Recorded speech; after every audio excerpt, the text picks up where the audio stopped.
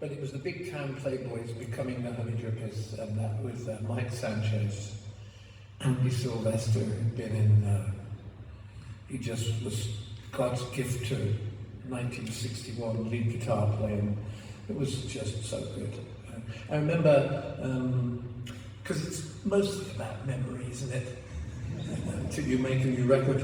And I remember going back to that hotel with my keyboard player, Jez Woodruff. His girlfriend was in the back of the car. And I had to drop this guy back at a hotel. And I'm talking away to him. He's got a Scouse accent, you know. And he gets out of the car. See you, man. Thinking. She said, "Oh, is that one of the Beatles?" It's like, and I said, "Fucking what it is, yeah." I thought it was a poetry and jazz evening. It's one of the Beatles. Yeah. I remember those guys. But you know, that's something I did want to come to, which is, as a singer, it's such an unusual instrument, the voice, isn't it? Because first of all, you either have it, or you can hold a tune, that's one thing, but having a voice is a different thing. But then, you know, when you're playing to 80,000 people and there are 4 people on stage and 1 singer, no backing vocalists, you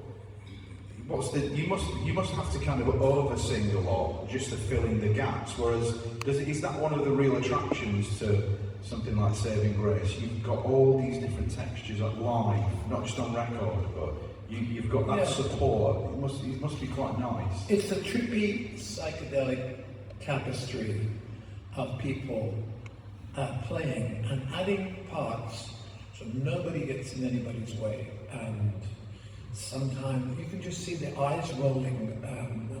How did Tony do that? I thought he was Link Ray a minute ago, you know, that sort of thing. Yeah, being at the sharp end for 12 years was a tough gig.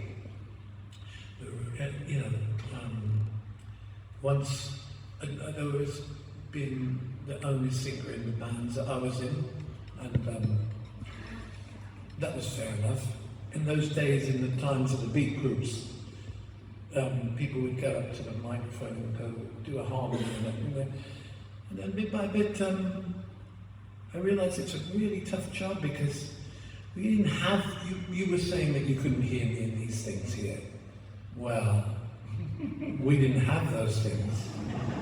So that's why you always see Steve Marriott and people, when they're singing, do this, because you can hear your inner voice, not the other one.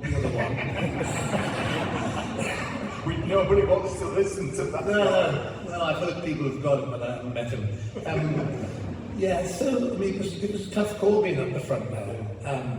And unfortunately, they understood. And so they played lots of instrumental shit.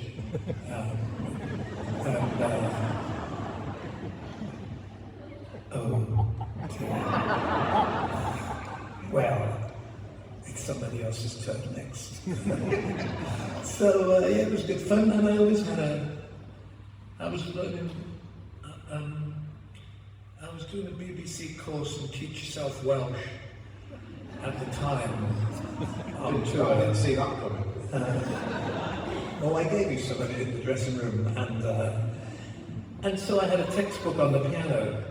So when it really did go on for a while, I could flip over and learn the verbs a little bit.